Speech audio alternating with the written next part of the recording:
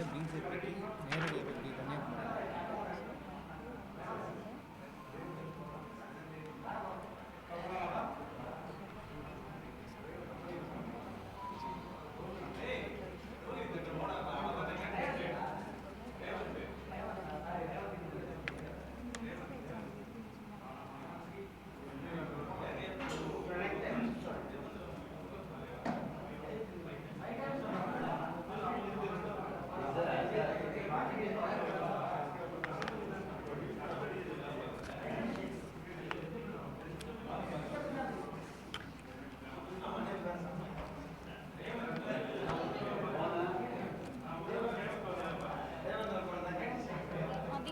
வாய்ப்பு இருக்குதுன்னு சொல்லி முடிச்சிடுறேன். இதை சொல்லி முடிச்சிடுறேன். அதுக்கப்புறம் நீங்கள் ஸ்டார்ட் பண்ணுங்கள். இதோட முடிச்சிடுவேன். நான் இன்ட்ரடக்ஷன் கொடுத்துட்டு இந்த சதவீதம் சொல்லிட்டு முடிச்சிடுறேன். அதுக்கப்புறம் நீங்கள் பேச ஆரம்பிச்சிடுவேன்.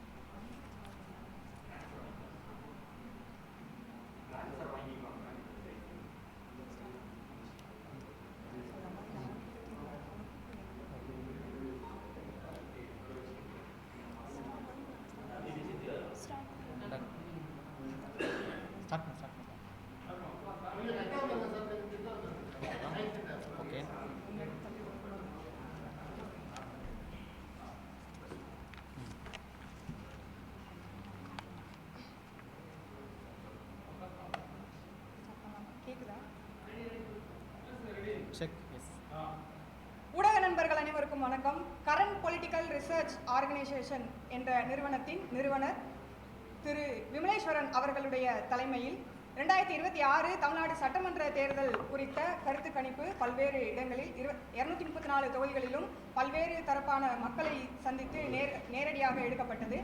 அதன் மூலம் அந்த கருத்து கணிப்பின் முடிவுகள் தற்போது வெளியிடப்பட இருக்கின்றன. இந்த சிபிஆர்ஓ நிறுவனமானது 2016ஆம் ஆண்டு தொடங்கப்பட்டு பல்வேறு காலகட்டத்தில் இருக்கக்கூடிய சட்டமன்ற தேர்தல்கள், நாடாளுமன்ற தேர்தல்கள் குறித்த கருத்து கணிப்பினை ஏற்கனவே எடுத்து அதனை வெளியிட்டும் உள்ளனர். இதன் நோக்கமானது மனிதர்களின் தற்போதைய மனநிலையில் ஓர் ஆய்வு என்பதை நோக்கமாக கொண்டு தேர்தலின் போது மக்களுடைய மனநிலை என்னவாக இருக்கிறது, அது எப்படி தேர்தலில் பிரதிபலிக்கிறது என்பதை வெளியிடுவது இதன் முக்கிய நோக்கமாக அமைகிறது. அந்த வகையில் 2026 சட்டமன்ற தேர்தலின் கருத்து கணிப்பின் முடிவுகள் தற்போது வெளியிடப்பட இருக்கின்றன. என்னுடைய பெயர் அபி, முனைவர் பட்ட ஆய்வாளர். இவர் தேவேந்திரன், முனைவர் பட்ட ஆய்வாளர். கௌரி, சட்டத்துறை மாணவி. ஊடக நண்பர்கள் அனைவருக்கும் வணக்கம்.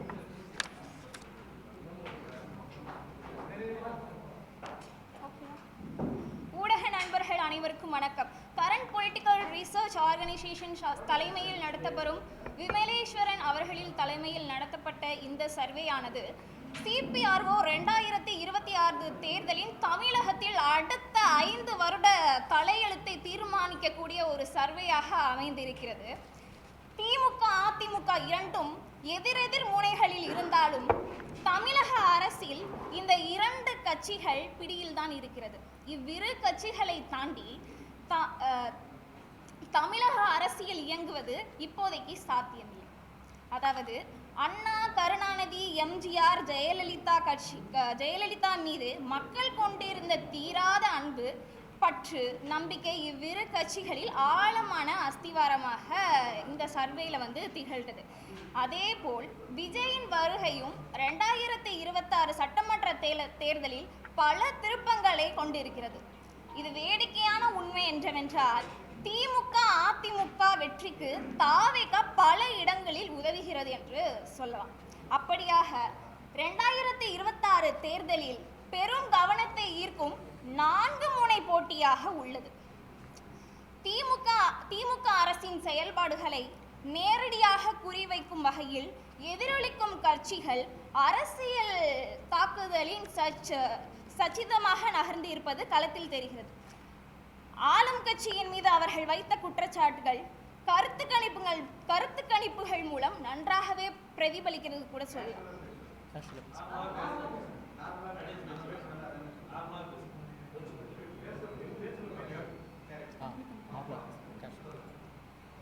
அதாவது இந்த CPRO சர்வேல நாங்கள் மக்களிடையே கணினியில் மட்டும் உட்கார்ந்து இது பண்ணாமல் மக்களிடையே வீடுக்கு வீடு சென்று அவர் 234 தொகுதியிலையுமே மக்களுடைய மனநிலை என்னவா இருக்குது, மக்களுடைய நம்பிக்கை எந்த ஆட்சியில் இருக்குது அப்படின்னு பார்த்தோம். அதில் பார்த்தீங்க அப்படின்னா, உங்களின் ஆதரவு யாருக்கு என்று கேட்காமல் ஏன் ஆதரவு, எதற்காக, எந்த கட்சிகள் வேண்டும், எந்த கட்சிகள் உங்களுக்கு வேண்டாம், வேட்பாளர் பற்றிய தகவல், முந்தைய தேர்தலில் உங்களுக்கு ஆதரவு யாருக்கு, ஆளுங்கட்சி குறித்து நீங்கள் என்ன நினைக்கிறீங்க, சட்டம் ஒழுங்கு எப்படி இருக்குது, 2026 தேர்தலில் மாற்றம் வேண்டுமா வேண்டாமா, இப்படியான பல்வேறு கேள்விகள் வந்து கேட்கப்பட்டது. இப்படியான கேள்விகளில் ஒவ்வொரு தொகுதி குறித்தும் இன்னும் தீவிரமான புரிதல் தான் இந்த சர்வேல வந்து நம்மளுக்கு வந்து தெரிஞ்சிச்சு. அதாவது மொத்தம் 90 தொகுதிகளில் ஒரு தொகுதிக்கு 440 விகிதம் எடுத்தாலும் மொத்தம் 39,600 பேரை வந்து நாங்கள் வந்து சர்வே எடுத்தோம் 90 தொகுதிகளில். அடுத்து 110 தொகுதிகளில் 420 சாம்பிள் வைத்து மொத்தம் 46,200 பேரை வந்து நாங்கள் சர்வேல எடுத்தோம். இதில் மக்கள் மொத்தமாக பார்த்தீங்க அப்படின்னா 1,19,000 பேரை நாங்கள் மொத்தமாக வந்து இந்த சர்வேல வந்து நாங்கள் போயிட்டு நேரடியாக மக்களுடைய மனநிலை என்ன அப்படின்னு நாங்கள் சந்தித்தோம். அதில் 92,600 பேர் அவங்களோட நேரடி வாக்குமூலத்தை, புகைப்படத்துடன் கூடிய வாக்குமூலத்தை, அவர்களுடைய மனநிலையை எங்களிடம் பகிர்ந்துக்கிட்டாங்க.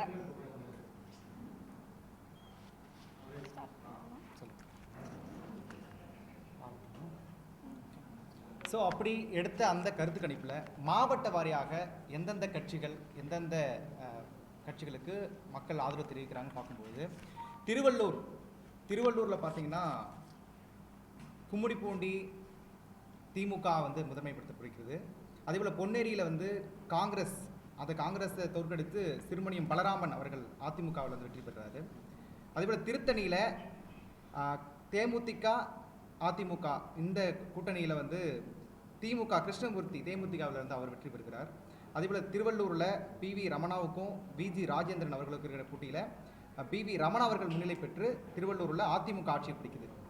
அதே போல் பூவிருந்தவல்லியில், அதாவது பூந்தமல்லியில் கிருஷ்ணசாமி திமுக, ஏழுமலை அமமுக, இதில் திமுக முன்னிலைப்படுகிறது. அதே போல் ஆவடியில் நாசருக்கும் அதாவது ராஜசிங்கம் பிஜேபி, திமுகவுக்கும் பிஜேபிக்கு இடையான போட்டி ஆவடியில் இருக்குது. ஸோ அந்த ஆவடியில் நாசர் அவர்கள் முதன்மையான இடத்தை பிடிக்கிறார். மதுரவாயலில் திமுக அதிமுக, காரம்பாக்கம் கணபதியும் மூர்த்தி அவர்களும் போட்டியிடுறாங்க. அதில் மூர்த்தி அவர்கள் முதன்மைப்படுகிறார். அதேபோல் அம்பத்தூரில் பூர்ணிமா சேகர், அதாவது திமுக வெர்சஸ் பாமக என்ற போட்டியில் பாமகவை முதன்மை எடுத்தப்படுகிறது. அதேபோல் மாதவரத்தில் சுதர்சனம், மாதவரம் மூர்த்தி, அதிமுக திமுக என்ற போட்டியில் திமுகவை முதன்மை எடுத்தப்படுகிறது. திருவொற்றூரில் CPM, அதாவது திமுக கூட்டணியில் அங்கம் வகிக்கக்கூடிய CPM வெர்சஸ் அதிமுக என்ற கூட்டணியில் அதிமுகவுடைய குப்பன் அவர்கள் வெற்றி பெறுகிறார்.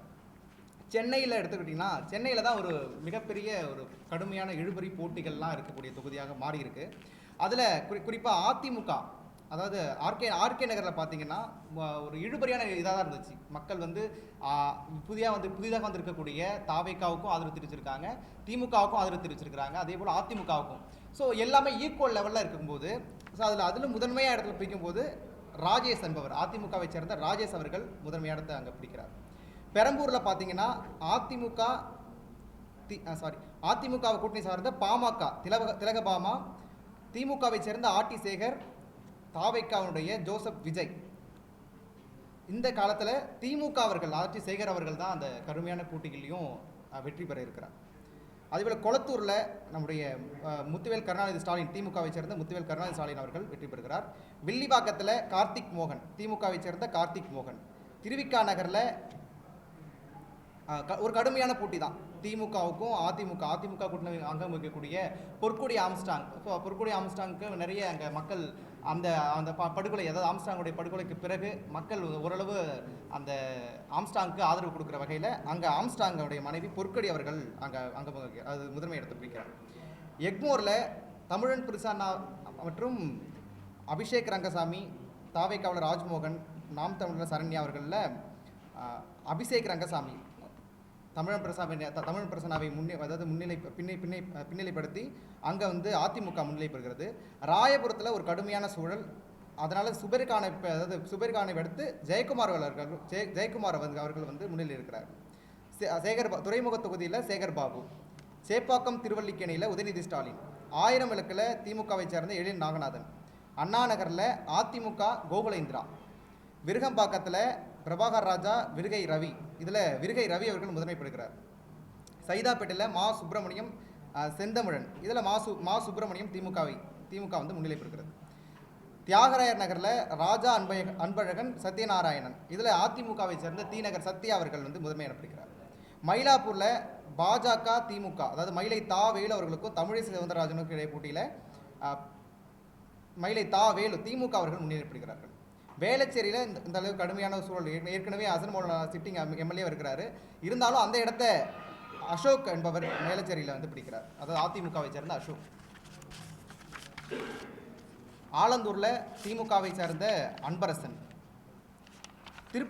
ஸ்ரீபெரும்புத்தூரில் செல்வ பிறந்தகை. இதில் வந்து கொஞ்சம் கடினமான சூழலாக தான் இருக்குது. என்ன காரணம் அப்படின்னா உட்கட்சி பூசல் நிறைய அங்கே உட்கட்சியிலே அவருக்கு எதிரான பல கருத்துகள், பல விஷயங்கள் வந்து இப்போ நிறைய இந்த தேர்தல் கூட்டணி தொகுதி பங்கீடுலேயே நிறைய விஷயங்கள் பார்த்தோம். ஸோ அதனால் வந்து இப்போ சீட்டு பங்கீடில் கூட அதாவது பணத்தை கொடுத்துக்கலாம், அதாவது ஜோதி மன்னர்கள் கடுமையான குற்றச்சாட்டுலாம் வச்சாங்க. ஸோ அதனால் வந்து உட்கட்சி பூசல்னாலவே அங்கே காங்கிரஸ் வந்து செல்வ பிறந்தையில் இந்த முறை செல்வ பிறந்தைக்கு டவுட்டு தான் அப்படிங்கிற இடத்தை தாண்டி பழனி அவர்கள், அங்கே அதிமுகவை சேர்ந்த பழனி அவர்கள் முதன்மை இடத்தை பிடிக்கிறார். உத்திரமேரூரில் சுந்தர், அதாவது திமுக பாமகவில் திமுக முன்னிலை பெறுகிறார்கள். ஓகே,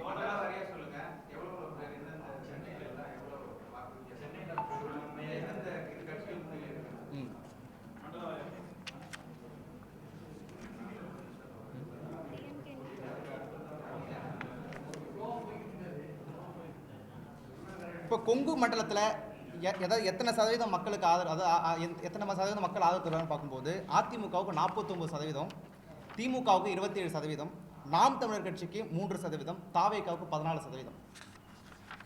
டெல்டா மாவட்டத்தில் எத்தனை சதவீதம் மக்கள் ஆதரவு தெரிவிக்கிறான்னு பார்க்கும்போது அதிமுகவுக்கு 38%, திமுகவுக்கு 39%, நாம் தமிழர் கட்சிக்கு 6%, தாவேக்காவுக்கு 11%.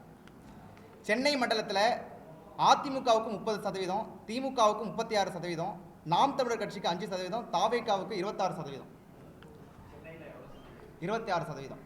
தாவேக்காவுக்கு. மத்திய தெற்கு மண்டலத்தில் அதிமுகவுக்கு 35%, திமுகவுக்கு 33%, நாம் தமிழர் கட்சிக்கு 3%, தாவேக்காவுக்கு 12%.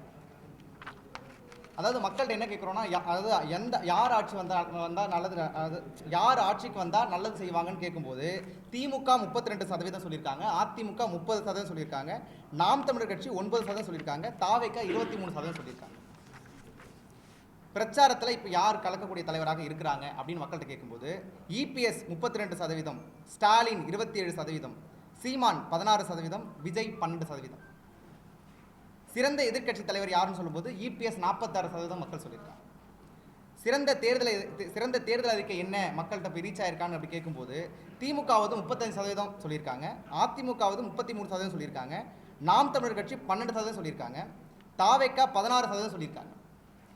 யார் கொடுத்த வாக்கை காப்பாற்றுவாங்க அப்படின்னு கேட்கும்போது ஸ்டாலின் 29% சொல்லியிருக்காங்க, இபிஎஸ் 27% சொல்லியிருக்காங்க, சீமான் 6% சொல்லியிருக்காங்க, விஜய் 23%.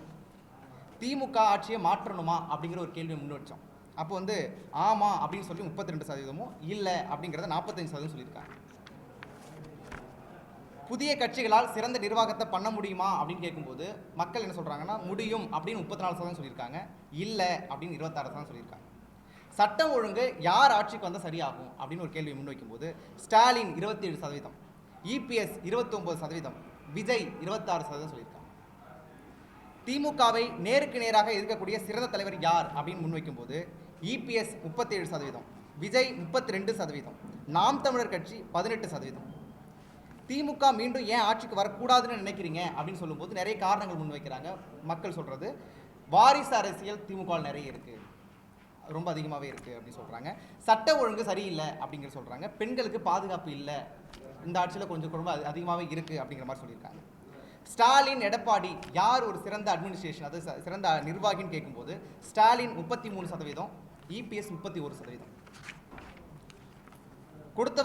கொடுத்த வாக்கை காப்பாற்றக்கூடிய தலைவர் யாருன்னு சொல்லும்போது இபிஎஸ் 31%, ஸ்டாலின் 27%. ஏன் அப்படி சொல்கிறாங்கன்னு கேட்கும்போது அதாவது அதிமுக, அதாவது போன தேர்தலில் எலெக்ஷன் வரதுக்கு முன்னாடி என்ன சொன்னார்னா நாங்கள் ஆட்சிக்கு வந்தால் ஊழல் செய்யக்கூடிய அந்த அதிமுக அமைச்சர்கள் மீது நடவடிக்கை எடுப்போம்னு சொன்னாங்க. ஆனால் இது வரைக்கும் எந்த நடவடிக்கையும் அதிமுக மேலே எடுக்கலை. ஆகவே எங்களுக்கு திமுக மேலே அதிருப்தி இருக்குது, 2 பேரும் ஒன்றா தான் இருப்பாங்க அப்படிங்கிற மாதிரியான மக்கள் மைண்ட் செட்டில் சொல்கிறாங்க. திமுகவை எந்த கட்சி வீழ்த்தும் அப்படின்னு கேட்கும்போது அதிமுக 26% சொல்லியிருக்காங்க, தாவேக்கா 29% சொல்லியிருக்காங்க. இப்போது அந்த அறிக்கையில் கொடுக்கும்போது 8,000 டோக்கன் 10,000 ரூபாய் வந்து அந்த மகளிர் தொகைன்னு சொல்லும்போது 8,000 டோக்கனே எங்களுக்கு போதும், அதுவே சிறந்தது தான் அப்படின்னு சொல்லி 28% பீப்புள் சொல்லியிருக்காங்க, மக்கள் சொல்லியிருக்காங்க. 10,000 இபிஎஸ் கொடுக்கக்கூடிய 10,000 நல்ல திட்டம் தான் அப்படின்னு சொல்லி அந்த திட்டத்தை 27% ஆதரிச்சிருக்காங்க. எந்த தலைவர் ஆட்சிக்கு வந்தால் தமிழ்நாடு வளர்ச்சி அடையும் என்ற கேள்விக்கு இபிஎஸ் 30% சொல்லியிருக்காங்க, ஸ்டாலின் 28% சொல்லியிருக்காங்க, விஜய் 21%, சீமான் 9%. இப்படி பல்வேறு கேள்விகளை தான் முன் வச்சதில் நமக்கு வந்து இந்த மாதிரியான கணக்கெடுகள் வந்திருக்காங்க. இப்போது நம்முடைய அந்த மாவட்ட வாரியாக நம்ம எடுத்த அந்த தொகுதியில்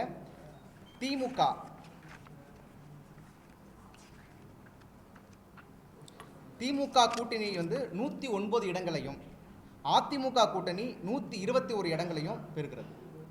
தாவேக்கா வந்து 4% பெறுகிறது. இதில் சிட்டிங் அமைச்சராக இருக்கக்கூடிய திருமயம் ரகுபதிக்கு அங்கே கடுமையான போட்டி நிறுவனத்தில் அங்கே வந்து வைரமுத்து அவர்கள், அங்கே அதிமுகவை சேர்ந்த வைரமுத்து அவர்கள் முன்னிலைப்படுகிறார். அதே போல் கீழ்பெண்ணாத்தூரில் பிச்சாண்டி அவர்கள், இப்போ இருக்கக்கூடிய துணை சபாநாயகர் பிச்சாண்டி அவர்கள் வந்து அந்த இடத்த ரீப்ளேஸ் பண்ணி ராமச்சந்திரன் அதிமுக அவர்கள் முன்னேறுகிறார். ஏன்னா அங்கே மக்கள் சரியாக சந்திக்கலை, அங்கே மக்கள் தொடர்பு அவர் கம்மியாக இருக்குது அப்படிங்கிற காரணத்துக்காக அங்கே அவருக்கு ஆதரவு வந்து குறைவாக சொல்லியிருக்காங்க. ஸோ அது மட்டும் இல்லாமல் காங்கேயம் வந்து பார்த்தீங்கன்னா அங்கே மக்கள்கிட்ட அவர் போய் சேரவே இல்லை.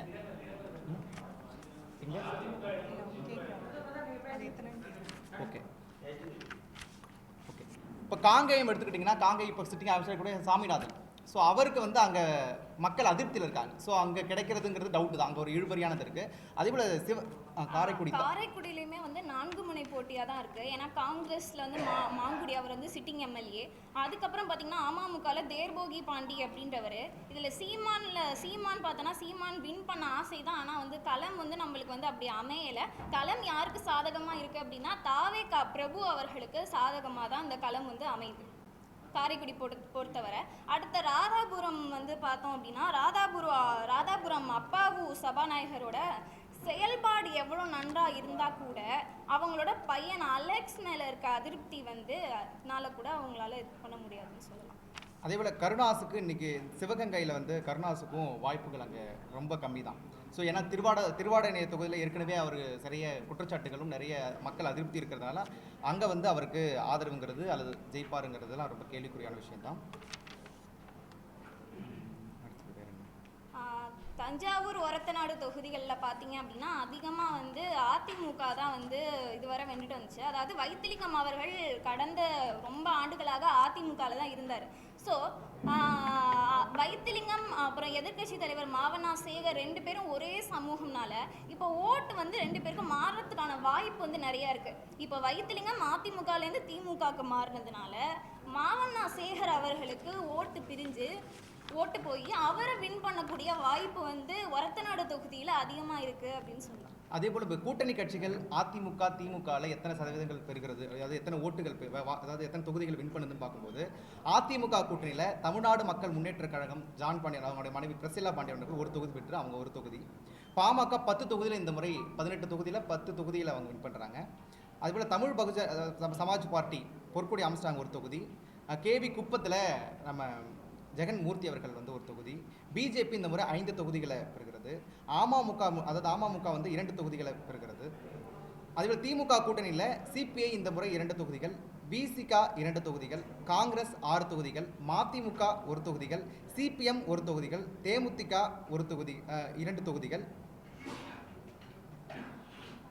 தமிம் அன்சாரி அதாவது மக்கள் ஜனநாயக கட்சி சிதம்பரம் தொகுதியில் மக்கள் ஜனநாயக கட்சி தமிம் அன்சாரி 1 தொகுதிகள் பெறுகிறார்.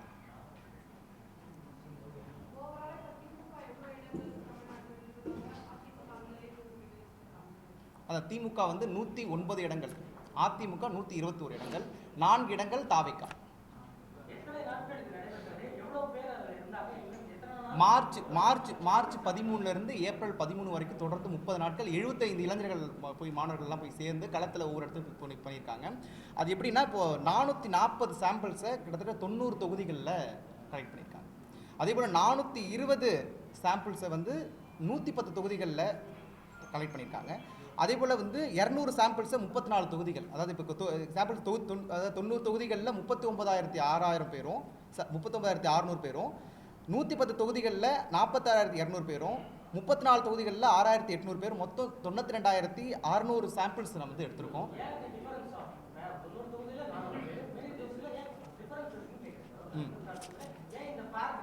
ஏன்னா இப்போ நாங்கள் எடுத்தது வந்து 1,19,000 பேர் எடுத்தோம். ஆனால் அவங்க வந்து அவங்களுடைய ஒப்பீனியனாக நேரடியாக சொல்கிறதுக்கு நிறைய கூச்சப்படுறாங்க. இந்த 1,19,000 பேர் 92,000 பேர் கொடுத்துருக்காங்க. ஆமாம், இப்போ வந்து 92,600ங்கிறது வந்து மக்கள் வந்து சொன்னது. ஆனால் நான் கலெக்ட் பண்ணது பார்த்தீங்கன்னா 1,19,000 பேர் கேட்டிருக்கோம்.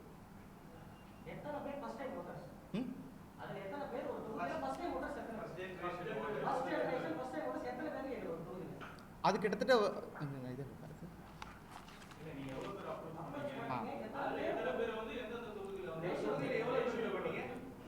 என்னங்க சார், ஒரு தொகுதியில் வந்து ஒரு 200லேருந்து 400 பேர் அப்ரோச் பண்ணது நிறைய பேர். அதில் ஒரு குறிப்பிட்ட நபர்கள் மட்டும்தான் அவங்க வந்து அவங்களுடைய விருப்பத்தை வந்து சொல்றதுக்கு முன் வந்தாங்க. அதான் ஒட்டுமொத்தமாகவே 234 தொகுதியிலையும் 1,19,000 பேரை நாங்கள் அணுகியிருக்கோம். அதில் 92,600 பேர் தான் சொல்றதுக்கு முன் வந்திருக்காங்க. புகைப்படங்கள் எடுக்கிறதா இருக்கட்டும், அந்த பதிவுகளில் வந்து பதிவு பண்ணுறதுக்கு அனுமதி கொடுத்தோம்.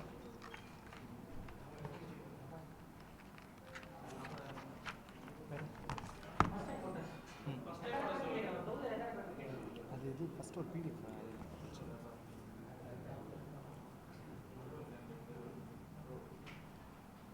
ஒரே நிமிஷம் மறைமொழி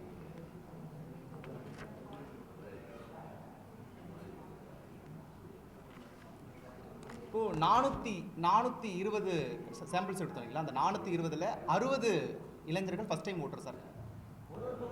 ஒரு தொகுதியிலும் வேறு ஒரு 60, 50 அப்படின்னு சொல்லி. ஆமாம், தாவேக்காவுக்கு தான் அது இளைஞர்கள். ஆமாம், இதில் பார்த்தீங்கன்னா தாவேக்காவுக்கு டபுள் டிஜிட்டில் தான் நம்ம வந்து ஆதரவு பார்க்க முடியுது ஒவ்வொரு தொகுதிக்குமே. அதான் இப்போ வந்து ஒரு தொகுதி இப்போ பெரம்பூரில் வந்து 29% சொல்லிருக்கோம் இல்லையா. தாவேக்காவுக்கு கிட்டத்தட்ட வந்து 14 தொகுதி 14%. ஆமாம், 14% வந்து. ஆமாம், நாம் தமிழர் கட்சிக்கு இந்த முறை வந்து 3லேருந்து 5% தான். இல்லை, அவங்க அவ்வளோ சதவீதம் தான் அவங்களுடைய வாக்குகள் இந்த குறைஞ்சிருக்கு. ஆமாம், குறைஞ்சிருக்கு. 7.8 குறைஞ்சிருக்கு. அதிமுக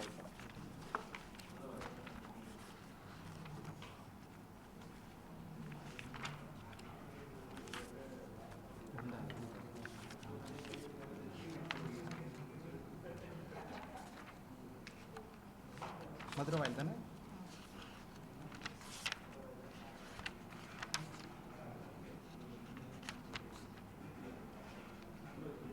மூர்த்தி மூர்த்தி அதிமுகவிலேருந்து மூர்த்தி.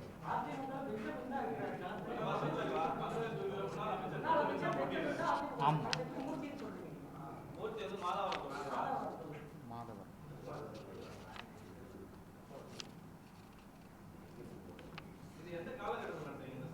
என்னங்க?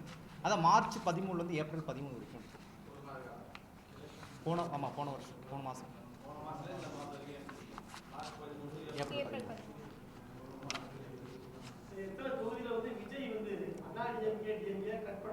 அதாவது தாவேக்கா ஆமாம் இப்போ ஆமாம்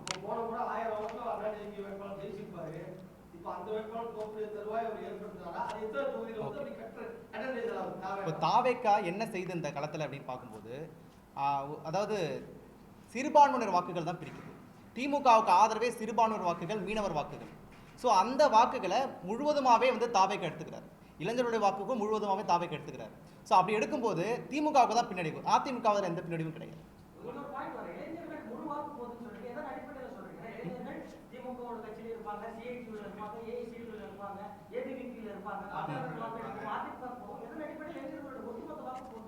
ஏன்னா இன்னைக்கு அதான் இளைஞர்கள் வந்து இப்போ திமுகவும் பார்க்குறாங்க, அதிமுகவும் பார்க்குறாங்க. ஒரு புதிய மாற்றம் தான் எதிர்பார்க்குறாங்க இளைஞர்களோட. அதான் 14% இளைஞர்கள் சொல்கிறேன்.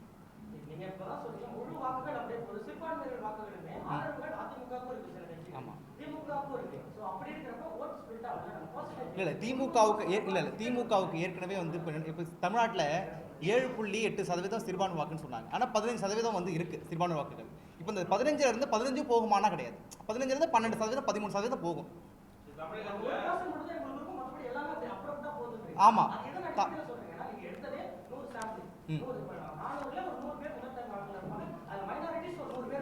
ஸோ எல்லாத்தையும் கேட்க முடியும். இப்போ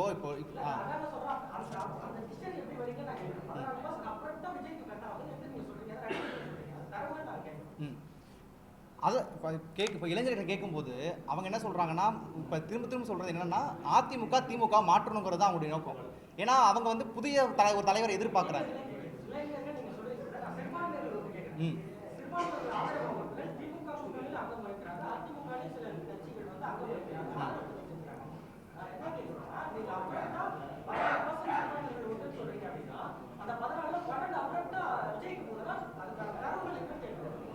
அதுக்கான தரவு சொல்றேன். இப்போ வந்து அதிமுகவோட ஓட் பேங்க், இப்போ அதிமுகவுக்கு எந்த அளவுக்கு சிறுபான்மை வாக்குகள் இருக்கு? இல்லை எவ்வளோ இருக்குன்னு சொல்றீங்க? இல்லை அதான் அப்போ அதிமுகவுக்கு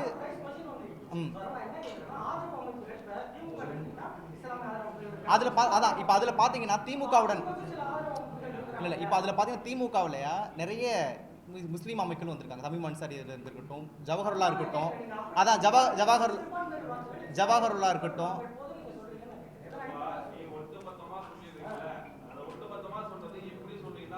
அதான் திமுக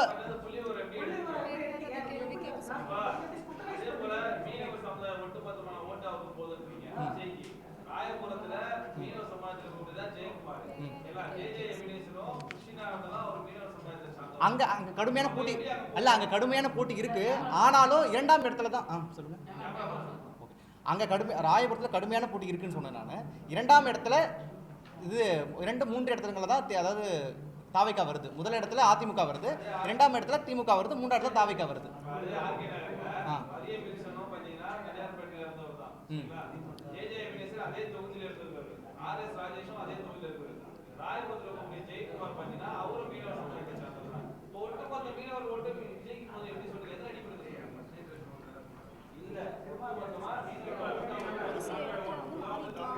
அதாவது எல்லா பகுதியும் கிடையாது, ஒரு சில இடங்கள்ல மாறலாம் இல்லையா? எனக்கு 234 தொகுதி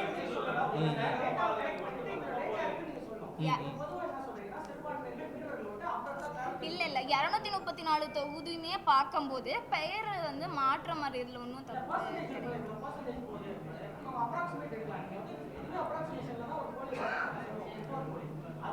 அதான் 15% சிறுபான்மை வாக்குகள்ல ஒரு 7% வந்து தாவேக்காவுக்கு தான். இல்லை அதாவது 15% தான் சிறுபான்மை வாக்குகளே திமுகவுக்கு இப்போ கணக்கு பண்ணுறது. அதுல இருந்து 7%. டோட்டல் அதாவது 15% சிறுபான்மை வாக்குகள் 15லிருந்து 7 தான் வந்து தாவைக்காவுக்கு போகுதுங்கிறேன். மற்றதெல்லாம் ஸ்ப்ளிட் ஆகி தான் இருக்கு. ஆக்சுவலி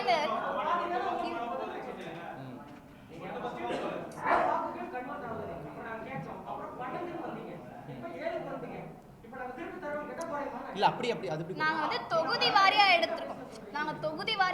அதனால நீங்க வந்து சதவீதத்தை பத்தி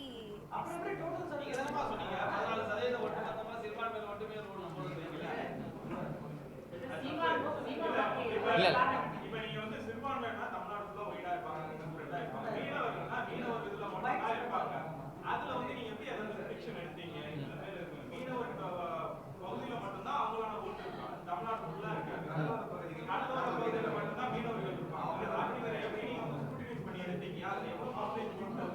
இல்லை இப்போ ராயபுரத்தில் நாங்கள் சர்வே எடுக்க போகும்போது அவங்க என்ன சொல்கிறாங்கன்னா அது மாதிரி வந்து அந்த சிட்டிங் எம்எல்ஏ மேலேயே வந்து மிகப்பெரிய அதிருப்தி இருக்காங்க. ஸோ அப்படி இருக்கும்போது அதிமுக மேலேயும் அதிருப்தி இருந்தாங்க. சொல்கிறேன்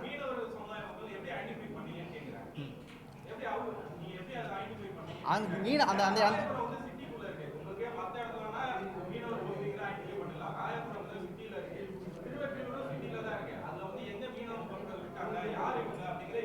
அந்த இடத்த மீனவ இப்போ காசிமேடு இருக்கு இல்லைங்களா, காசிமேடு அந்த ராயபுரம் அங்கே அந்த காசிமேடு பீச்சுக்குள்ளே போயிட்டு தான் மக்கள்கிட்ட கேட்கணும்.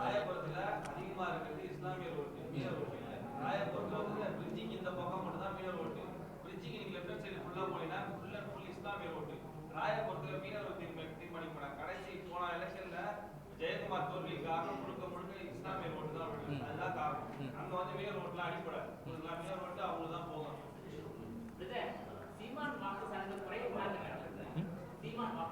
தாவேக்காவோட வருகை தான், தாவேக்கா விஜய் அவர்கள் வருகை தான்.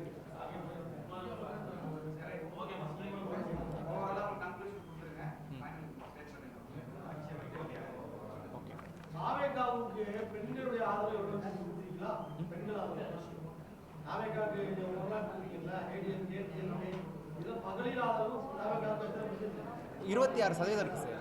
26% இருக்கு. அது ஒவ்வொரு தொகுதிகள் பார்க்கும்போது அந்த ஒவ்வொரு தொகுதி பார்க்கும்போது 26%, 27% அப்படி ஓவரால். ஆமாம், தாவேக்கா. ஆமாம், நீங்கள் சொல்லுங்கள். ஓகே, நான் சொல்லவா?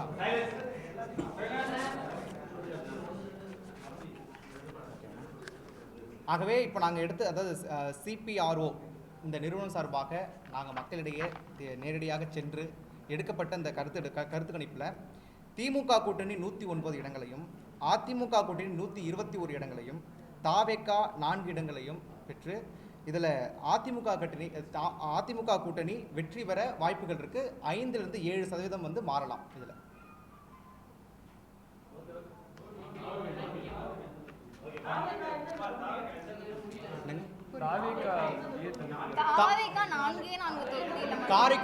காரைக்குடியில பிரபு ஜெயிக்கிறாரு, திருச்சி கிழக்கில் விஜய் ஜெயிக்கிறாரு. அதே போல வந்து கம்பம்ல ஜெகநாத் மிஸ்ரா அவர்கள் அங்கே, ஆமாம், அங்கே கோபிச்செட்டிப்பாளையத்தில் எப்பவும் போலவே இந்த முறையும் இவர் செங்கோட்டையன் அவர்கள் ஜெயிக்கிறார். திருச்சி கிழக்கில் வாய்ப்பு இருக்கு, பெரம்பூர்ல இல்லை.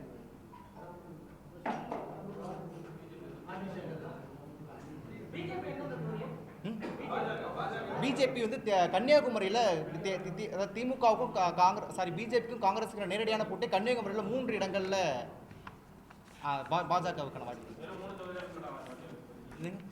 பாஜக 5 இடங்கள் சொல்லியிருந்தேன் இல்லையா?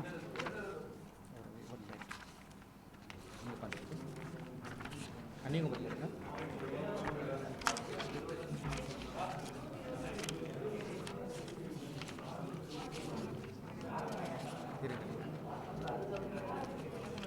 கன்னியாகுமரி பத்மநாபபுரம் இருக்கு இல்லையா? கன்னியாகுமரி பத்மநாபபுரத்தில் சிபிஎம்மும் பிஜேபியும் மோதுது. அதில் வந்து ரமேஷ் அப்படிங்கிறவர் ஜெயிக்கிறார், பிஜேபி பாஜக. அதே போல்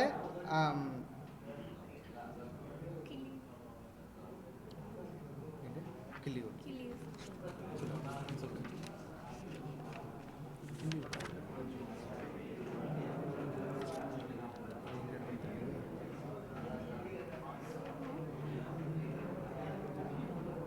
கிள்ளியூர்ல திமுகல ராஜேஷ்குமார் வேட்பாளர் நிற்கிறாங்க. அங்கேயுமே வந்து பாஜக வரதுக்கான வாய்ப்பு இருக்கு.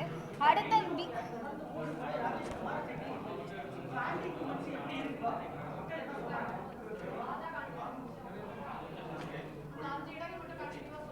ஓகேங்க. விளவன்கோடுலையுமே வந்து டிடி பிரவீன் அவர்கள் நிற்கிறாங்க. அங்கேயுமே பாஜக தான் வந்து முன்னிலையில் இருக்கு. அடுத்து பார்த்தீங்கன்னா குளச்சல்லையுமே வந்து தாரகை அவங்க நிற்கிறாங்க வேட்பாளர். அங்கேயுமே பாஜக தான் முன்னிலை இருக்கு. ஸோ இந்த 3 இடங்கள்லையுமே கன்னியாகுமரி மாவட்டம் வந்து முதலிடம். வெயிட்பா உங்கள்கிட்ட அது இல்லை. பிஜேபி சொல்லிடுறேன்.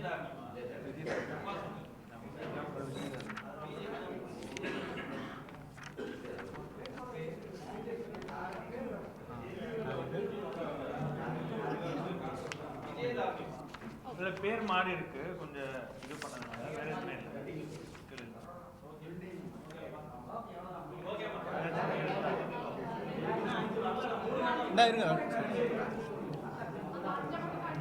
மொடக்குறிச்சியில் செந்தில் மொடக்குறிச்சியில் ஈரோடு மாவட்டத்தில் மொடக்குறிச்சியில் மதிமுகவுக்கும் பாஜகவுக்கும் போட்டி. அதில் வந்து கிருத்திகா சிவகுமார் பாஜக வின் பண்ணுறாங்க. அதே போல் கோயம்புத்தூர் வடக்கில் செந்தமிழ் செல்வன் திமுக, பாஜக வானதி சீனிவாசன், அங்கே வானதி சீனிவாசன் வின் பண்ணுறாங்க. அதே போல் இருக்கு. அதே போல் கன்னியாகுமரியில் ஆல்ரெடி சொன்ன மாதிரியே ஓகே செல்லசுவாமி சிபிஎம்முக்கும் பிஜேபி ரமேஷுக்கும் போட்டி. அதில் வந்து ரமேஷ் அவர்கள் வின் பண்ணுறாங்க. அதே போல் வாசுதேவன் நல்லூரில் அதாவது திமுக ராஜாவுக்கும் ராஜாவுக்கும் ஆனந்த் ஐயாசாமி பாஜகவுக்கும் போட்டி. அதில் வந்து ஆனந்த் ஐயாசாமி பாஜக வெற்றி பெறார். 4 தொகுதி வந்திருக்கு இல்லைங்களா?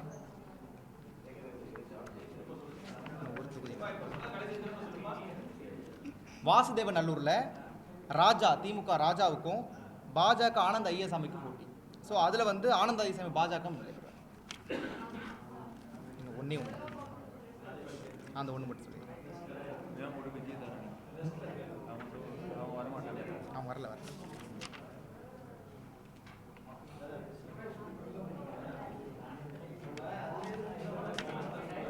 அடுத்த முடிவுரை சொல்லிட்டு முடியுங்க. ஒரு நிமிஷம் மட்டும் முடிச்சிடலாம்.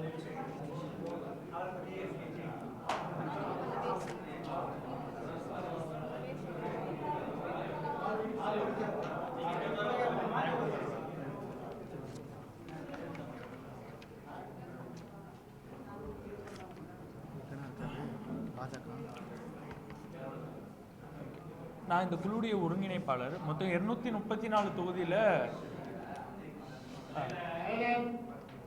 நான் இந்த குழுவினுடைய ஒருங்கிணைப்பாளராக இருந்தேன். நான் அந்த 75 மாணவர்களை வந்து வழி நடத்தினேன். 234 தொகுதியில் 13 தொகுதி வந்து நான் களத்திலேயே போய் வந்து எடுத்தேன். நீங்கள் சொல்கிற மாதிரி வந்து ஏன் வந்து 200 ஒரு இடத்துல 420 அப்படின்னு இது பண்ணீங்க. நாங்கள் 200 எடுத்த இடங்கள் எல்லாமே ஸ்டார் தொகுதியாக இருந்தது. இப்போ கொளத்தூரில் போயிட்டு வந்து 400 எடுக்க வேண்டிய எங்களுக்கு தேவைப்படலை. ஒரு 200 எடுத்தாலுமே அந்த 200 நாங்கள் எப்படி எடுத்தோம்னா, ஒரு இடத்துல ஒரு கொளத்தூரில் ஒரு ஒன்றியத்தில் ஆரம்பிக்கிறோன்னா இன்னொரு ஒன்றியத்தில் போயிட்டு 4 கேட்டகரியாகவே பிரிச்சுக்கிறோம். ஒன்று படித்தவங்க, வேலைக்கு போகிறவங்க, எதுவுமே இல்லாத பாமர மக்கள்லேருந்து பணக்காரர்கள் வரைக்கும் நாங்கள் இப்படி கேட்டகரியாக பிரிக்கிறோம். நீங்கள் முதல்ல சர்வே எடுத்து பார்த்தீங்கன்னா இந்த 460ல் ஏஜ் கேட்டகரியாகவே நாங்கள் பிரிக்கிறோம். யூத் மேலு, யூத் ஃபீமேலு. அதில் வந்து முதன்மை ஓட்டாளர்கள் யாருங்க, சமூகம் ரீதியாக சில பேர்கிட்ட கேட்க முடிஞ்சது. சில இடங்களில் போகும்போது நீங்கள் சொன்னால் நம்ப மாட்டீங்க. இங்கே இது சில அஜெண்டாங்களை நான் சொல்லிடணும்னு நினைக்கிறேன். தாவேக்காக்கு எல்லாருமே இளையோர் ஓட்டுகள் மட்டும் இருக்கிறதா நினச்சிக்கிட்டு இருக்கோம். நான் உங்களுக்கு வீடியோவும் உங்களுக்கு ஆதாரங்கள் காமிக்கிறேன். 71 வயசு கிழவர் ஒருத்தர் சிவகங்கையில் பையூர் பிள்ளைவயல்ன்ற ஒரு கிராமம். அந்த கிராமத்தில் 71 வயது மூதாட்டி ஒருத்தர். அவர்கிட்ட போய் பேசும்போது அவருக்கு வந்து விஜய் தெரியுது. எப்படி தெரியுதுன்னு பார்த்தோன்னா அவருடைய பேரன்மார்கள் வந்து சொல்லி தாவேக்காக்கு தெரியுது.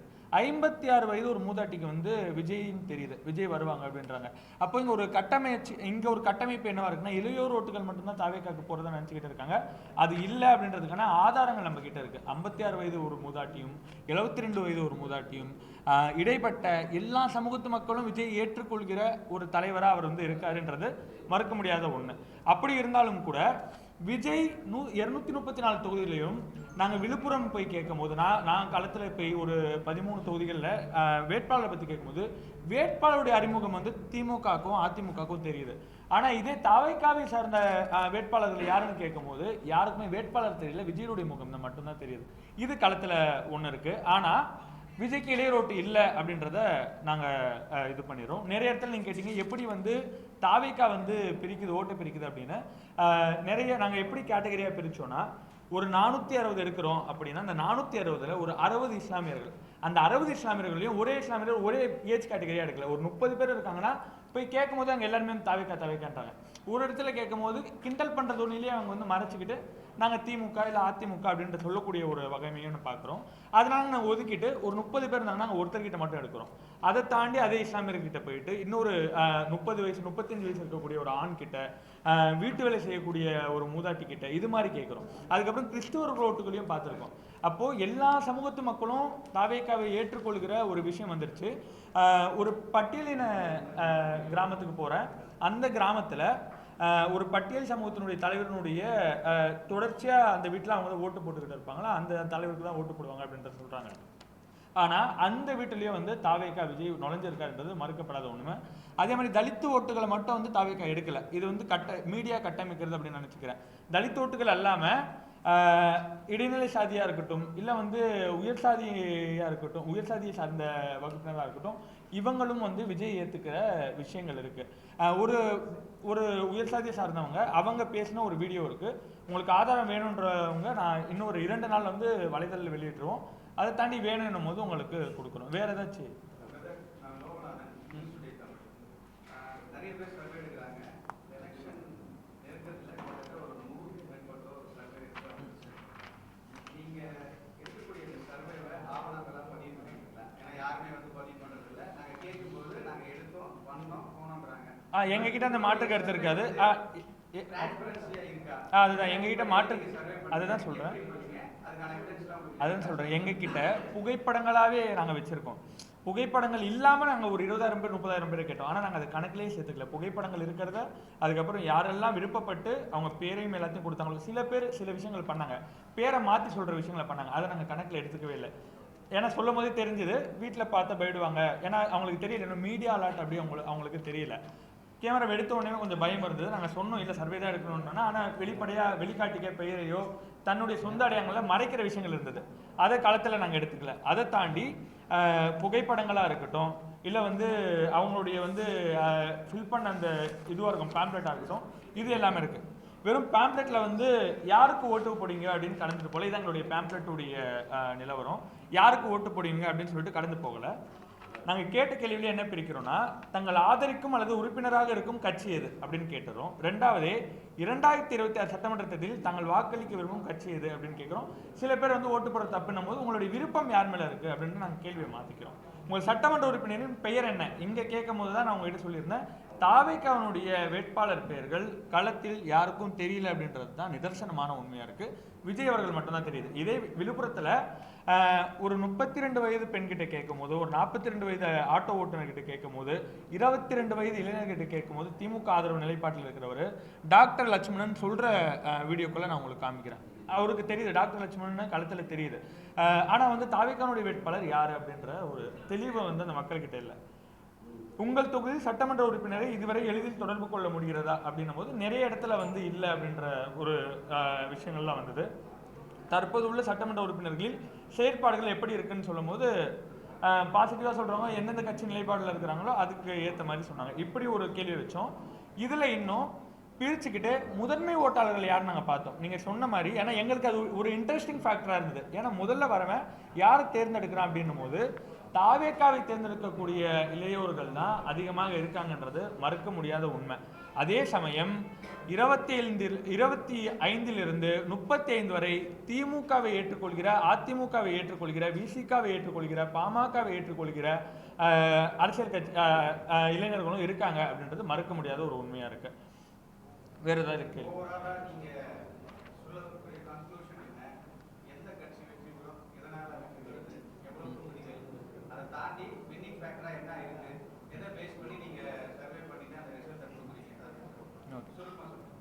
சுருக்கமாக சொல்லி முடிச்சிடறேன். 234 தொகுதிகளையும் நாங்கள் எப்படி சர்வேவே முதல்ல எடுத்தோம்னு சொல்லிடுறேன். 440 பேர் ஒரு தொகுதியில் எடுக்கிறோம் அப்படின்னா அந்த 440 நாங்கள் கேட்டகரியாக சொன்ன மாதிரியே பிரிச்சுக்கிறோம். மூதாட்டிகள், இளையோர்கள், அதிலையும் படித்தவர்கள், வேலைக்கு செல்லக்கூடியவர்கள், தொழில் செய்யக்கூடியவர்கள், அன்றாடம் காட்சிகள் இப்படின்னு எல்லாரையும் வந்து முதன்மைப்படுத்தி நாங்கள் ஒரு 440 சாம்பிள் எடுக்கிறோம். வாரியமாக பிரிச்சுக்கிறோம். கிழக்கு ஒன்றியம், மேற்கு ஒன்றியம், தெற்கு ஒன்றியம். ஏன்னா ஒரே இடத்துல போய் தேங்கி நிற்காம, ஏதோ ஒரு வீதிகளில் நடந்து போகிறவங்களை எடுக்காம, எப்படி ஓட்டு கேட்பாங்களோ அதை தாண்டி நீங்கள் எங்களுடைய புகைப்படங்களை பார்த்தா தெரியும், வீடு வீடாக போய் யாருக்கு ஓட்டு போடுவீங்க அப்படின்னு கேட்டிருக்கோம். அதாவது ஒரு வேட்பாளரை விடவும் நாங்கள் போய் அதிகமாக உழைச்சிருக்கோம் அப்படின்றத நீங்கள் ஃபோட்டோ பார்த்தாலே தெரியும், எங்களுடைய காணொலிகள் பார்த்தாலே உங்களால் புரிஞ்சுக்க முடியும். இப்படி எடுக்கும் போது எங்களுக்கே கொஞ்சம் ஒரு திருப்தியாக இருந்தது. இந்த ரிசல்ட்டு கொஞ்சம் மாறாமல் போகலாம். அதில் மாறுவதற்கான காரணம் என்னன்னு அதையும் சொல்லிடுறேன். சில பேர்கிட்ட கேட்கும் போது அவங்க என்ன சொன்னாங்கன்னா, இன்னும் நாங்கள் முடிவு பண்ணல எங்களுடைய வேட்பாளரை, நாங்கள் இன்னும் யாருக்கு போகணும்னு தெரியல, அங்கே போய் நிற்போம், என்ன தோணுதோ அப்போ நாங்கள் அமுக்கிட்டு வருவோம் அப்படின்ற ஒரு மனப்பான்மையில் எல்லாருமே இருக்காங்க. அப்போது அந்த சதவீத மக்கள் மாறக்கூடிய வாய்ப்புகள் இருக்குது. மீடியா நண்பர்களுக்கு, ஊடகங்களுக்கு தெரியும், கடைசி நேரங்களில் என்ன வேண்டுமென்றாலும் நடக்கலாம், நடந்தால் மாறுவதற்கான வாய்ப்பு இருக்கிறது அப்படின்றது வந்து 14 18 எடுக்கக்கூடிய வாய்ப்பு இருக்கு. அதிகபட்சமா 20% எடுக்கலாம். அது அவருடைய நிலைப்பாட்டை பொறுத்து. இன்னும் வந்து தேர்தலுக்கு நாட்கள் இருக்கு. நாட்கள் போறதை பார்த்து நம்ம வித்தியாசங்கள்லாம் இருந்தது. திமுகவுக்கும் அதுக்கும் இருக்கு.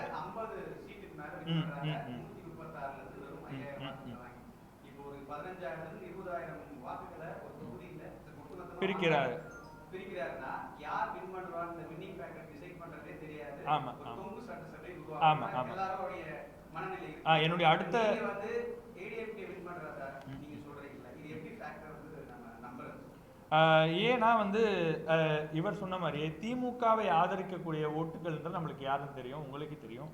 சிறுபான்மையினர் ஓட்டுகள், தலித் ஓட்டுகள், அதை தாண்டி சில சமுதாய ஓட்டுகள், இளையோர் ஓட்டுகள், இந்துத்துவத்தை, பாசிசத்தை, பாஜகவை, பெரியாரை எதிர்க்கிற இந்த ஓட்டுகள் எல்லாமே வந்து இங்கே வந்து கணிசமாக வரும்ன்றது உங்களுக்கே தெரியும். இப்போது விஜய் ஆதரவு வெறும் வந்து திராவிடம்னு போகல, தமிழ் தேசியம்னு போகிறாரு, திராவிடம்னு போறாரு. பெரியாரையும் ஏற்றுக்கொள்கிறார், காமராஜையும் ஏற்றுக்கொள்கிறார், அதை தாண்டி நிறைய சமுதாயத்தினுடைய பெரிய மக்களையும் ஏற்றுக்கொள்கிறார் என்னும் போது கணிசமா தாவேக்காக்கு போறதை பார்க்க முடியுது. அப்போ எனக்கு இந்துத்துவா வேணாம், எனக்கு பெரியார் வேணான்னு திமுகவை தேர்ந்தெடுக்கிறவங்க, திமுக வேணும்னு எல்லாருமே தேர்ந்தெடுக்கிறது இல்லை, எனக்கு பெரியார் வேணும்னு தேர்ந்தெடுக்கிறவங்க இருக்காங்க. எனக்கு இந்துத்துவம் வேணாம், இந்த மண்ணில் வந்து இந்துத்துவம் வந்துட வேண்டாம், இந்த மண்ணில் வந்து பாசிசம் வந்துட வேண்டாம், இந்த இதுல சாதிய ரீதியான ஒடுக்குமுறை வேணாம்னு தேர்ந்தெடுக்கிறவங்க இருக்காங்க. அப்போ இந்த ஆட்கள், இந்த நபர்கள், இந்த ஓட்டர்ஸ் வந்து தாவேக்காக்கு போறதை நாங்கள் பார்த்தோம். ஏன்னா அவங்க கிட்ட கேள்வி கேட்டப்போ ஒரு 60 இருந்து ஒரு 70 பேர், அதாவது ஒரு தொகுதிக்கு ஒரு 10 பேர் பெரியாரை குறித்து ஒரு புரிதலோடு இருந்தாங்க தாவேக்காவின் மேல. சில பேர் காமராஜருக்காக தாவேக்காவை ஆதரிக்கிறத அதையும் பார்த்தோம். அவங்க சமுதாயத்தையும் வெளிப்படையாக சொன்னாங்க, நாங்கள் இந்த சமுதாயம் அப்படின்றதையும் வெளிப்படையாக சொன்னாங்க. நான் கேட்டுக்கிட்டேன், ஏன் காமராஜர் ஆதரிக்கிறீங்க, காமராஜருக்காக எதுக்கு இதை தேர்ந்தெடுக்கணும், காங்கிரஸை தேர்ந்தெடுக்கலாமே அப்படின்னும் போது இல்லை அப்படின்னு சொல்லிட்டு அவங்களுடைய நிலைப்பாடு அதுவாக இருந்தது. அப்போது நம்ம என்ன புரிஞ்சுக்கலாம்னா, எல்லா சமுதாயத்து மக்களும் போகிறாங்கன்னும் போது இது யாரை ரொம்ப அஃபெக்ட் பண்ணுதுன்னா, திமுகவை நம்பி இருக்கக்கூடிய திமுக ஓட்டர்ஸை வெளியே விஜய் இழுக்கிறாரு. நீங்கள் 2021 சட்டமன்றத்தை பார்க்கும்போது நிறைய இடங்கள்ல 3000 ஓட்டுகள் வித்தியாசம், 600 ஓட்டுகள் வித்தியாசம், 5000 ஓட்டுகள் வித்தியாசம் அப்படின்னு இருந்தது. இப்போ ஒரே ஒரு கேள்வி இருக்கு. அதிமுகல இருந்து திமுகவுக்கு வந்த 2ஆம் கட்ட தலைவர்கள்லாம் இருக்காங்க. அதாவது ஓபிஎஸ் இருக்காரு, மனோஜ் பாண்டியன் இருக்காரு, வைத்தியலிங்கம் இருக்காரு. இது போன்ற நபர்களோட வெற்றி எல்லாம் எப்படி இருக்கு? ஓபிஎஸோட வெற்றி எப்படி இருக்கு? ஆலங்குளத்துல மனோஜ் பாண்டியனோட வெற்றி எப்படி இருக்கு? அதே மாதிரி வைத்தியலிங்கத்தோட ஒருத்தநாட்டுல வைத்தியலிங்கத்தோட வெற்றி எப்படி இருக்கு? 3 பேரோட வெற்றி எப்படி இருக்கு? சொல்லுங்க. நான் இதுலேருந்து ஆரம்பிக்கலாம்னு நினைக்கிறேன். கட்சி மாறியவர்களில் வந்து நாங்கள் பார்க்கும்போது ஓபிஎஸ்ஐ காட்டிலும் மற்றவர்களை காட்டிலும் கோபிச்செட்டிப்பாளையத்தில் ஒரு இன்ட்ரெஸ்டிங்கான ஃபேக்டர் ஒன்று நடந்தது. என்னன்னா, அதிமுகவை ஆதரிக்கக்கூடியவங்க இவரை செங்கோட்டையனை ஏற்றுக்கொள்கிற ஒரு மனப்பான்மையில் வந்தாங்க. நாங்கள் நினச்சே பார்க்கல, திமுக ஓட்டர்ஸும் வந்து செங்கோட்டையனுக்கு வராங்க. விஜயனுடைய ஓட்டும் சேர்ந்து செங்கோட்டையனுக்கான அந்த தொகுதியில் நல்ல மதிப்பு இருக்கிறது ரொம்ப வெளிப்படையாகவே தெரியுது. எல்லாருக்குமே செங்கோட்டையனை தெரியுது. கோபிச்செட்டிப்பாளையத்தை பொறுத்த வரைக்கும் மாறி வந்ததில்லை. அதை தான் சொல்கிறேன். இதை சொல்லிட்டு அதுக்கப்புறம் அடுத்த கட்டமாக வந்தெல்லாம் நினைக்கிறேன். இப்படி வரும்போது ஒரு பாசிட்டிவ் வைப்லேயே தான் நாங்கள் அப்ரோச் பண்ணோம். மாறி வரும்போது கணிசமாக சேருமோ அப்படின்னு. ஆனால் இதே வந்து ஓபிஎஸ் பார்க்கும்போது கொஞ்சம் மேலே கீழே இருக்கு. ஓபிஎஸ் வந்து ரொம்ப உறுதியாக வந்து ஜெயிச்சிடுவாரு அப்படின்னு சொல்ல முடியாது. அது மட்டும் இல்லாமல் அங்கே தேனியில் பார்த்தீங்கன்னா தங்கத்தமிழ் செல்வனும் இவர் ஓபிஎஸும் வந்து திமுக அதிமுக பிரிஞ்சு அந்த தேர்தலை பூட்டிட்டாங்க. ஆனால் இப்போ 2 பேரும் அங்கே போகும்போது அந்த சமுதாய ஓட்டுகளும் அங்கே வந்து திமுகவுக்கு ஆதரவான நிலைப்பாடை தான் எடுக்குவாங்க. ஆமாம், இதில் ஒரு சிக்கல் என்னன்னா போன தேர்தலில் இதான் சொல்லிடுறேன் இல்லை அதுதான் இல்லை நான் அதுதான் இன்னொரு விஷயம் சொல்லிடுறேன். என்னன்னா போன வாட்டி அமமுக தனித்து களம் காட்டுறதுனால அந்த சமுதாய மக்கள் கணிசமாக அதிமுகவை நம்பாமல் ஓட்டு பிரிஞ்ச விஷயம் உங்களுக்கு தெரியும். ஆனால் இந்த முறை அமமுக நிற்பது ஓபிஎஸ்க்கு ஒரு பின்னடைவு இருக்கு அப்படின்றது ஒரு விஷயமா இருக்கு. கடைசியாக ஒரு கேள்விங்க. ஒவ்வொரு எலெக்ஷன்லையும் இந்த வின்னிங் ஃபேக்டரை டிசைட் பண்ணுறது வந்து ஃபர்ஸ்ட் ஜெனரேஷன் ஓட்டு. இந்த வாட்டி அது மேக்ஸிமம் வந்து தாவேக்காக்கு போகிற ஒரு சூழல் இருக்கும்போது எப்படி அதிமுக வெற்றி பெறுவது? கட்சிக்காரங்க போடுறாங்க, மற்றவங்களாம் போடுறாங்க, அதெல்லாம் நாங்கள் கேட்கவே இல்லை. ஃபர்ஸ்ட் ஜெனரேஷன் ஓட்டர்ஸ் வந்து ஒட்டுமொத்தமாக பிரியும் போது எப்படி அதிமுக வெற்றி வரும்? ஏன்னா பல பேர் வந்து தொடர்ந்து வந்து கருத்து கணிப்பு சொல்றாங்க. ஒருத்தவங்க திமுக ஆதரவாக சொல்றாங்க, இன்னொருத்தவங்க ஏடிஎம்கே ஆதரவாக சொல்றாங்க, இன்னொருத்தவங்க நம்ம தமிழக வெற்றி சொல்றாங்க. நாங்கள் எப்படி நம்புறது? இப்போ என்னன்னா இல்லை அதுதான் ஒரு தொகுதி வந்து முதல் ஓட்டர்களை வந்து முதல் தலைமுறை ஓட்டர்களை மட்டும் பொறுத்து அமைவதில்லை அப்படின்றத ஏற்றுக்கொள்கிறீங்களா, இல்லை முதல் ஓட்டரை மட்டும்தான் அமைது ஒரு தொகுதி அப்படின்னு ஏற்றுக்கிறீங்களா?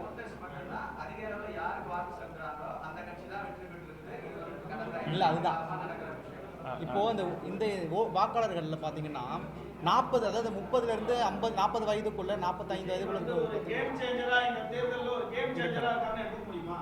தாராளமா எடுத்துக்கலாம். வாய்ப்பு இருக்கு. அதுதான் ஆமா இல்லை அதான் சொல்றேன். இப்போ என்னன்னா தொங்கு சட்டை சபை அமைவதற்கான வாய்ப்பு இருக்கு, களம் மாறுவதற்கான வாய்ப்புகளும் இருக்கு. அது விஜயனுடைய நிலைப்பாட்டை பொறுத்து. இங்க நாங்க சில தொகுதிகள் போடும் போதும் நாங்க என்ன பண்ணோம்னா சதவீத கணக்கில் போட வேணான்னு சில இடங்களை நாங்கள் குறிப்பிட்டே இருக்கோம். அங்கே அதிமுக வெற்றின்னு இருந்தாலும் கூட களம் மாறக்கூடிய வாய்ப்புகள் நிறைய இருக்கு. இப்போ சொன்ன மாதிரி சில இடங்களில் நிறைய இடங்களில் 4 முனை போட்டியை நீங்கள் பார்க்கலாம்.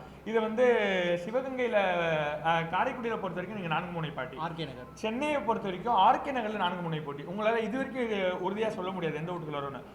இவருக்காக இருக்கட்டும், நம்மளுடைய ஜே எபினேஸ்வரா சிட்டிங் எம்எல்ஏவாக இருக்கட்டும், இல்லை வந்து இவராக இருக்கட்டும் தாவிகனுடைய வேட்பாளராக இருக்கட்டும், அதை தாண்டி வந்து அதிமுகனுடைய ராஜேஷாக இருக்கட்டும், இவங்க எல்லாருக்குமே கணிசமான ஒரு பர்சன்டேஜ் இருக்கிறத நம்ம அங்கே பார்க்க முடியுது. அப்படின்னும் போது நிறைய இடங்களில் நாங்கள் அதிமுகன்னு சொல்லியிருந்தாலும் கூட நாங்கள் சதவீதம் கொடுத்துருக்கோம். அதிமுக ஜெயிப்பது உறுதி அப்படி இருந்தாலும் கூட கடைசி நேரங்களில் களம் மாறுவதற்கான வாய்ப்பு இருக்குது. அந்த இடங்களில் 3000 500 அதையும் நாங்கள் மென்ஷன் பண்ணியிருக்கோம், நீங்கள் இது பண்ண தெரியும். 500 ஓட்டு வித்தியாசம், 1000 ஓட்டு வித்தியாசம், 2000 ஓட்டு வித்தியாசம்னு இருக்குது. அந்த இடங்கள் அதிமுக அப்படின்னு சொல்லியிருக்கோம். இது மாறுவதற்கான வாய்ப்பு இருக்குது. நாம் தமிழர் வந்து கடந்த தேர்தலுக்கும் இந்த தேர்தலுக்கும் அவங்களோட வாக்கோட மொத்த சதவீதம் எப்படி இருக்கும்?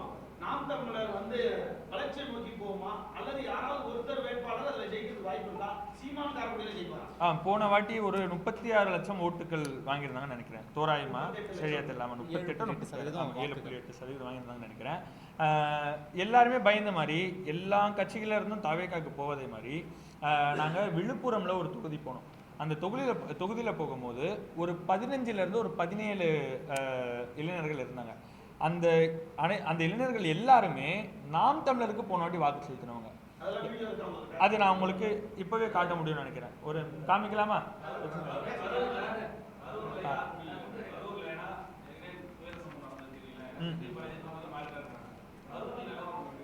கரூர்ல ஆமா ஆதரவு இருக்கு, அதிமுகவும் தான் இருக்கு. திமுகவுக்கு கொஞ்சம் களம் வந்து இதுவாக தான் இருக்கு, மோசமாக தான் இருக்கு கரூரை பொறுத்த வரைக்கும். சீமான் வெற்றி பெற ஆசை இருக்கு, ஆனா வந்து களம் அதுக்கு சாதகமா இல்லை. ஏன்னா அந்த தொகுதியில ஓரளவு கணிசமான வாக்குகள் எடுப்பாரு. ஆனா அந்த அவருக்கு இருக்கக்கூடிய அந்த தொகுதியில் அவருக்கான வாய்ப்புகள் கருணா சிவகங்கையில் அதாவது திருவாடனை தொகுதியில் ஏற்கனவே வந்து அவருக்கான வாய்ப்புகள் அங்கே நிறைய விமர்சனங்கள் இருந்ததுனால